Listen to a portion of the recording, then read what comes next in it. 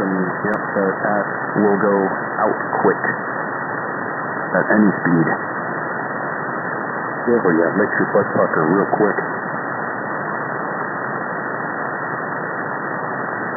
I was driving home from Orlando.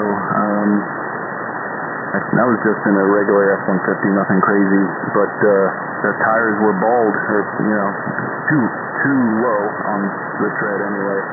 And I was just driving normal, going straight, and all of a sudden, woo, it started, it got super light back there, and it started moving back and forth. I just let off the throttle, and like, come on, baby, come on, baby.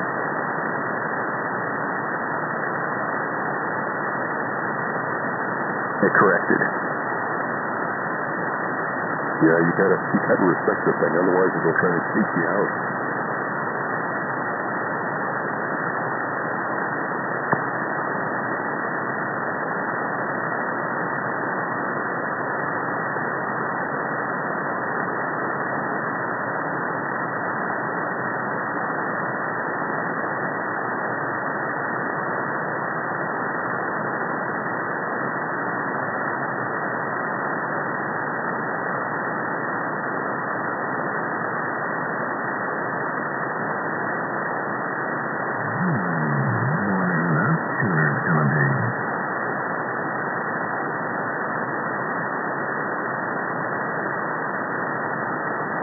So no, but that was pretty big.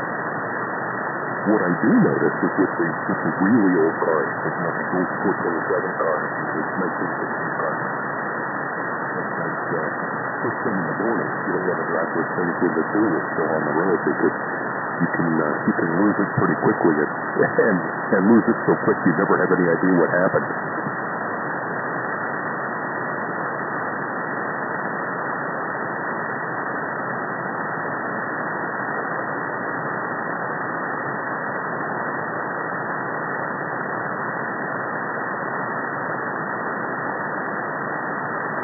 So when you're driving one of those old ground pounders that produces, let's say, 650 horsepower at 7,000 RPM, and it starts developing, let's say 400 foot-pounds of torque at 3,000 RPM, the car's just trying to kill you. You lose drive engine, otherwise you're going to lose it. I know you have a bunch of bets, but you don't have a C8, do you? No, and I don't want a C8. They've got paddle shifters. I'm a manual transmission kind of guy. Right on.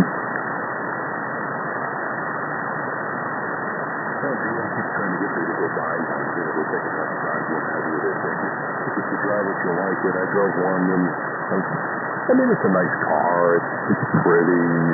My wife thinks it's a pretty cool car, but it's just not something that excites me. Yeah, I bet if they put a 6-speed in it, you'd change your mind.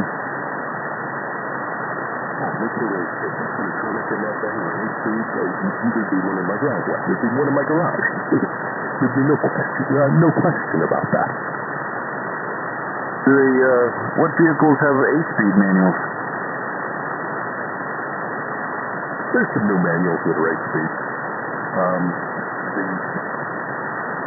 The 6-speed is generally a double overdrive. The 6-speed is usually the 8-speed is usually a triple overdrive.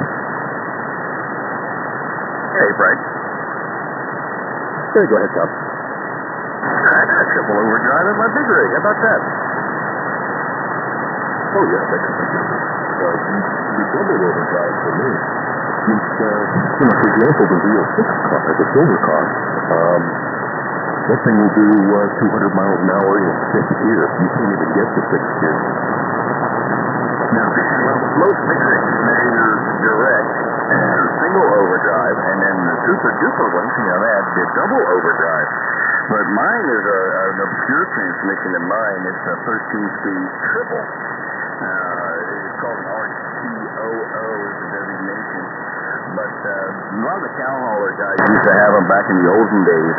And a lot of them got burned up because they just tear them up. They took too much power and tried to push all that wind. But mine actually has a pump in it. And my big rig on paper it does 136 mile an hour. But the problem with that is you're pushing a lot of wind. How fast have you gotten when you was at Frank on that closed course, of course? As fast as I've been, let's see, yeah, the closed course was Route 66, over between the Sebring and Russell Springs, and they opened it up, and the fastest that thing has been is 198. Holy smokes. And it doesn't feel like anything. It feels like you're just cruising down the highway with your driving with one finger. It's a 200-mile-an-hour car with XM radio and air conditioning. It's crazy. That's how the crotch rocket was. The Ninja, it does not feel like as fast as you're going. First gear went to 70, and great. I know what you mean.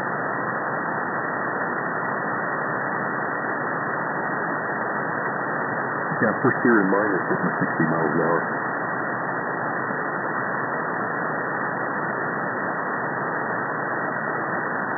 That thing revved to 16.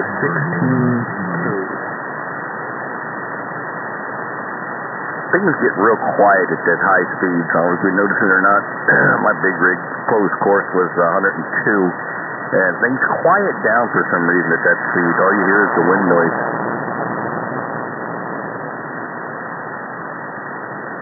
Yeah, I agree. All the motor noise is behind you, and the faster you go, the harder it is to hear the motor noise.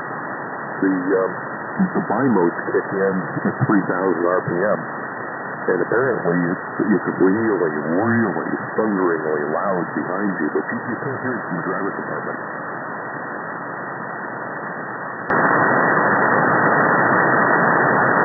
I know it was probably stupid, but nothing came of it, so I can still talk about it. The Ninja I had was 636, nothing big, but digital speedometer, and on Beeline I maxed it out, and it was just limited, computer limited at 182, and I just remember it was tucked in, and my helmet just kind of being thrown side to side. It was, I had to use power to keep my head down. I imagine if I would have let my head go up, I would have flew off the bike.